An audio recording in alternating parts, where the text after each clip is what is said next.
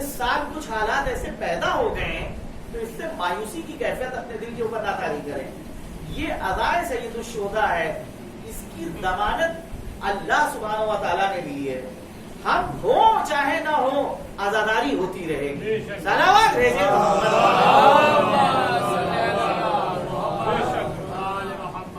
ایک بار اس سے بہتر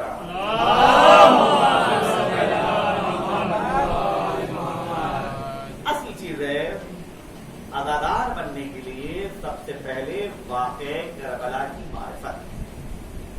ہم اسی وقت جو ہے اپنی ذمہ داریوں کو صحیح انداز میں ادا کر سکتے ہیں کہ جب ہم خود واقع کربلا کو پہچانیں کہ واقع کربلا کن عوامل اور اسباب کی بنیاد کے اوپر واقع ہوا.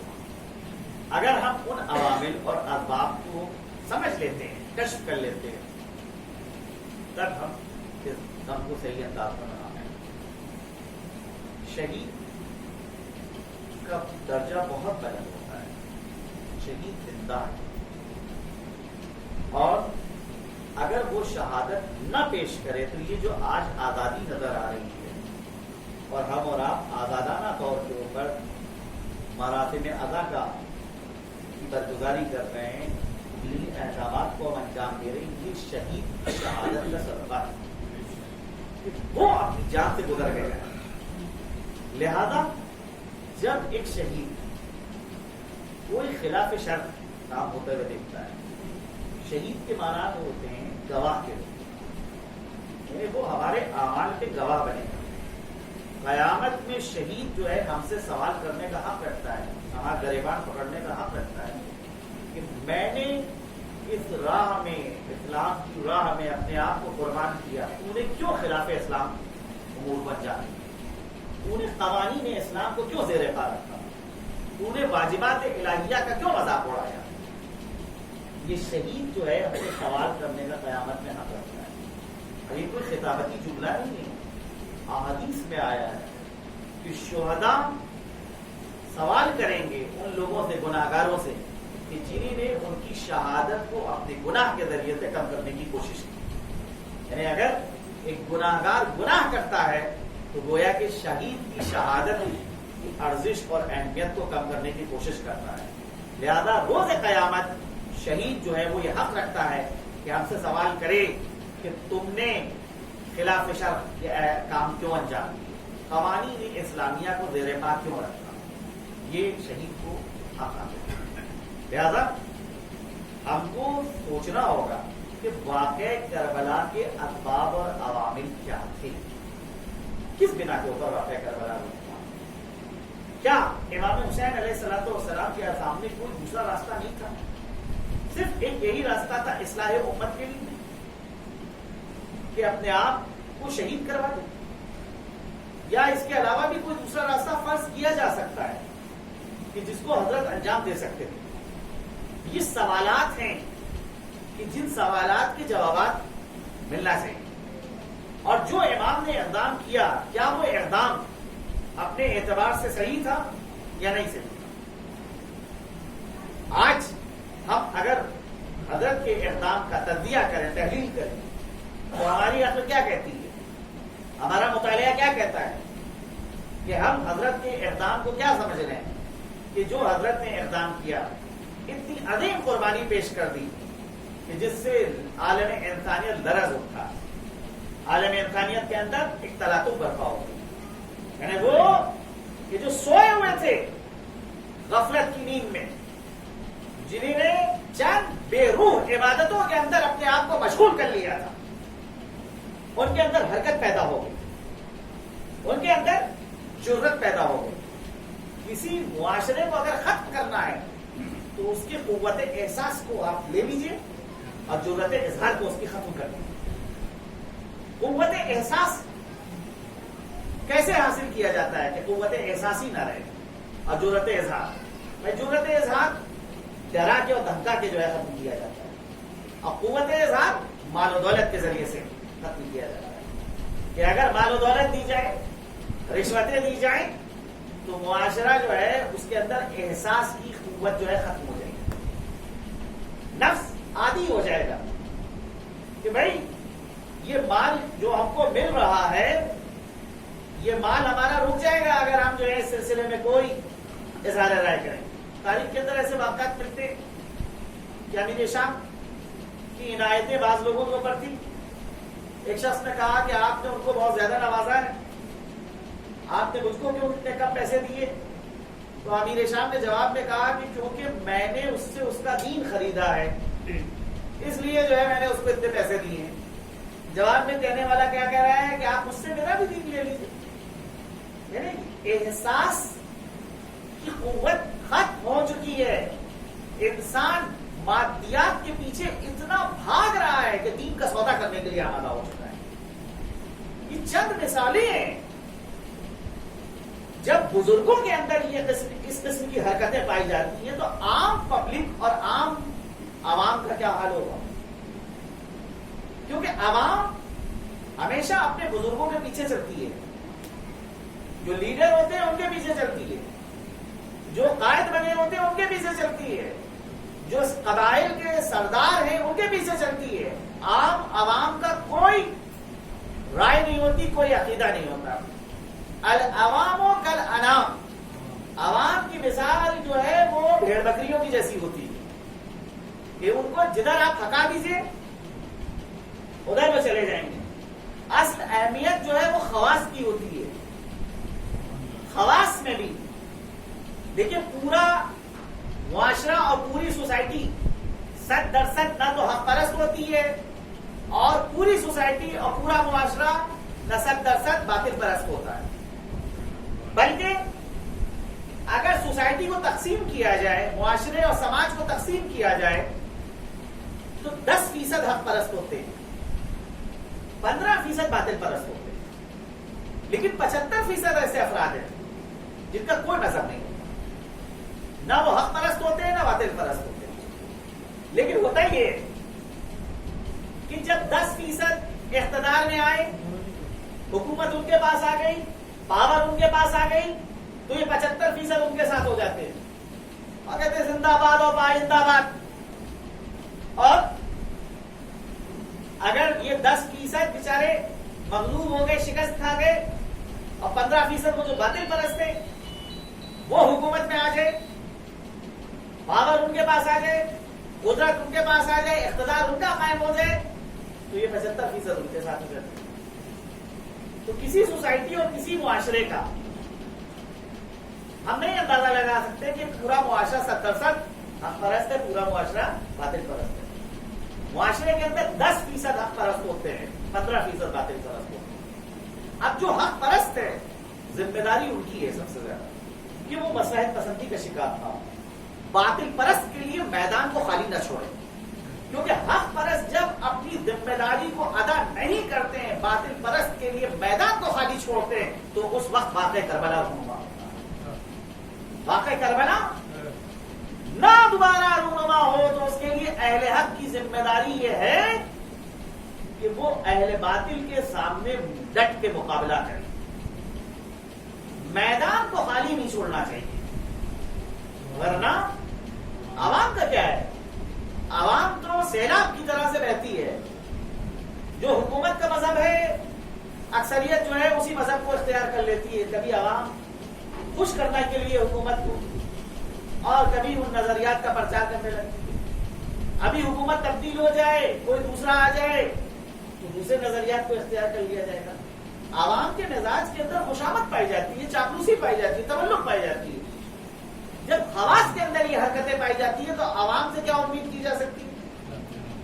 تو اصل مسئلہ ہے کہ خواص کہ جو عوام کے اوپر اثر رکھتے ہیں, اس خواص کو ان خواص کی بے پناہ اہمیت ہوتی ہے. سید الشہداء کے اگر خطبوں کو دیکھیں کہ جیسے متعدد مواقع کے اوپر حضرت نے خطبے دیے ہیں.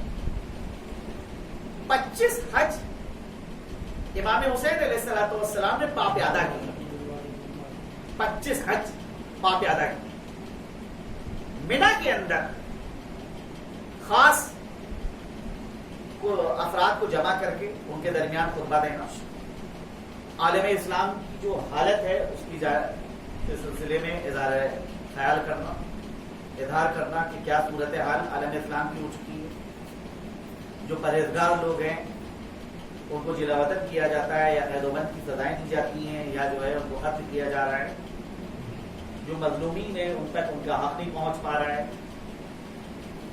متعدد مواقع کے اوپر حضرت نے جو ہے الگ الگ خطبے دیے. ان خطبوں کو دیکھنے کے بعد جو ہے تجزیہ کیا جا سکتا ہے کہ حضرت کتنے عرصے سے اسلامی معاشرے کے اندر تبدیلی کے خواہاں. ہاں موقع کا احترام کہ مناسب موقع آئے تب اقدام کیا جائے, کیونکہ غلط موقع کے اوپر جو ہے اقدام جو ہے وہ فائدہ نہیں پہنچاتا ہے. اس طرح سے کوفے کی جماعت جس کے مزاج کے اندر تلقن مزاجی پائی جاتی ہے کہ صبح کے ٹائم کچھ رائے ہے, شام میں کچھ اور رائے جاتی ہے. متلقن انسان جو ہے وہ کبھی قابل اعتماد نہیں ہوتا. کہ جس وقت امیر شام کی ہلاکت کو سنا, سب کے سب خط لکھنا شروع کر رہے ہیں, چھوٹے بڑے, امام حسین کو کہ آپ آ جائیے, تشریف لے آئیے, ہم بغیر امام کے 18,000 خط لکھ دیے گئے. لیکن ادھر عبید اللہ ابن زیاد آیا کوفے کے اندر, عجیب خوف و ہراس طاری ہو گیا. وہ لوگ کہ جنہوں نے بیعت کری تھی اب ان کو یاد دلایا جا رہا ہے کہ تم نے بیعت کری تھی, دیکھو تم کو اس بیعت کے ساتھ وفادار رہنا ہے. عوام خواص کے چہرے دیکھ رہے ہیں کہ سردار قبیلہ کدھر جا رہا ہے. سردار قبیلہ اپنے منافع کو مد نظر رکھ رہا ہے. کون ہے کہ جو اپنے منافع کے اوپر قدم رکھے اور قدم رکھ کے شہادت کو اپنے گلے سے لگائے. حسین کے ہمراہ جو لوگ جمع ہوئے تھے اکثریت کوفے کی تھی. یعنی تاریخ کربلا میں اگر آپ پڑھیے, بصرے کے کل 5 لوگ, اکثریت اصحاب امام حسین کی جو ہے وہ کوفے کی. لیکن اس کے باوجود جو ہے جو کوفے سے کسی نہ کسی طرح سے لوگ پہنچے ہیں, کوئی معمولی درجے کے لوگ نہیں. ایسے نہیں ہے کہ کوفے کے گمنام لوگ ہوں, بہت اہم شخصیتوں میں ان کا شمار ہوتا ہے. کوئی حافظ قرآن ہے, کوئی سید القرآن, بریر حمدانی سید القرآن کہا جاتا تھا, قاریوں کے سردار, کہ جو مسجد کے اندر بچوں کو قرآن کی تعلیم دیتے ہیں. کوئی محدث ہے. ایسے ایسے اصحاب کہ جو رسول کے دور کی جنگیں ہیں یا بعد کی جو جنگیں ہیں ان میں نمایاں کردار انجام دیا ہے. انہیں ایک اہم شخصیت, ایک اہم جماعت حسین کے ہمراہ ہے, جس میں فقہا ہیں, بعض ایسے افراد ہیں کہ جن کے حالات زندگی میں ملتا ہے کہ ایک سجدے میں پورا قرآن تمام کرتے تھے. اللہ اکبر, ایک سجدے میں. معمولاً ہمارے کیا دیکھا یہ جاتا ہے کہ جو عبادت کا ذاتی طور پہ ذوق و شوق رکھتا ہے اس سے آپ یہ توقع نہ کریں کہ وہ میدان جنگ کا بھی آدمی ہوگا. کربلا ایک ایسا مارکہ ہے کہ جہاں عبادت گزار بھی مل رہے ہیں اور میدان جنگ کے شہسوار بھی مل رہے ہیں. انہیں شجاعت بھی نظر آ رہی ہے اور عبادت بھی نظر آ رہی ہے. انشاءاللہ اس ذیل میں آپ کے سامنے کچھ معروضات کو پیش کروں گا کہ یہ دونوں عنصر جب جمع ہوتے ہیں, عبادت یعنی عرفان اور شجاعت, تو انسان کی شخصیت کو اس کا کیا اثر پڑتا ہے.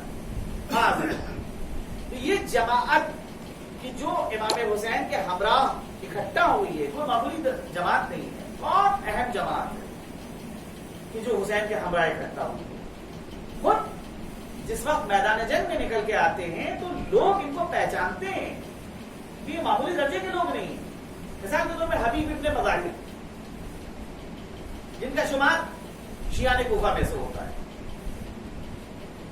عبداللہ ابن عمیر کلبی, واقعہ کربلا میں جو سب سے پہلا شہید میدان جنگ میں گیا ہے لڑنے کے لیے, وہ حضرت عبداللہ ابن عمیر کلبی.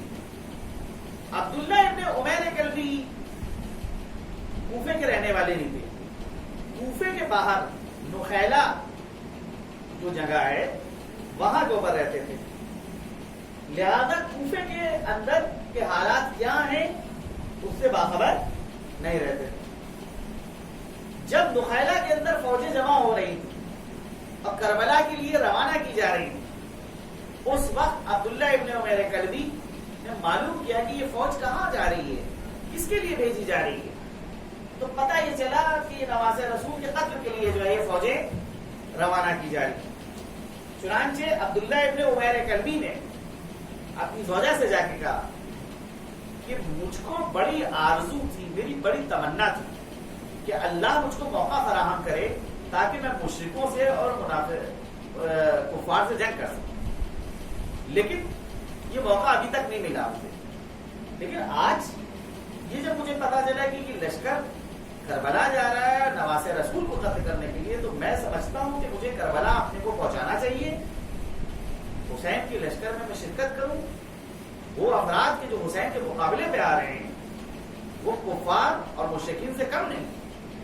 زوجہ کہتی باایمان خاتون، جیسے ہی اس نے شوہر سے یہ بات سنی کہا ہاں ہاں جاؤ، تم بھی جاؤ اور اپنے ساتھ مجھ کو بھی لے کے چلو۔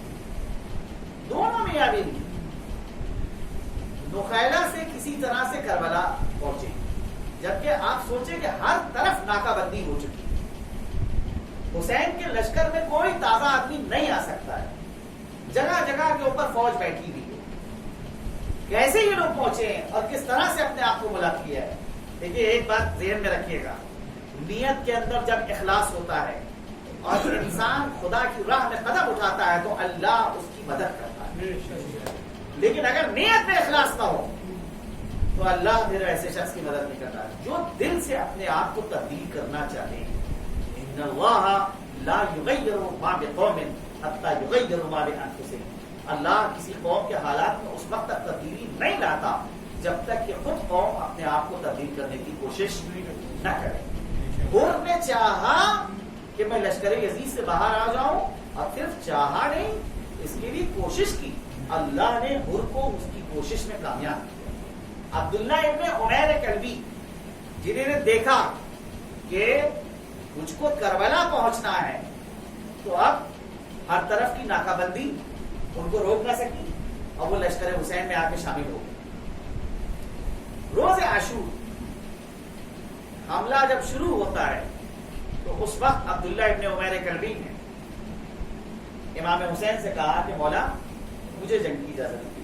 کربلا کا پہلا شہید عبداللہ ابن عمیر کلبی، حضرت حر جنگ کرنے کے لیے گئے ہیں، لڑے ہیں، لیکن لڑ کر پھر واپس آ گئے، ظہر کے بعد بھی شہید ہوئے، لیکن حضرت عبداللہ ابن عمیر کلبی یہ کربلا کے پہلے شہید۔ امام سے جب اجازت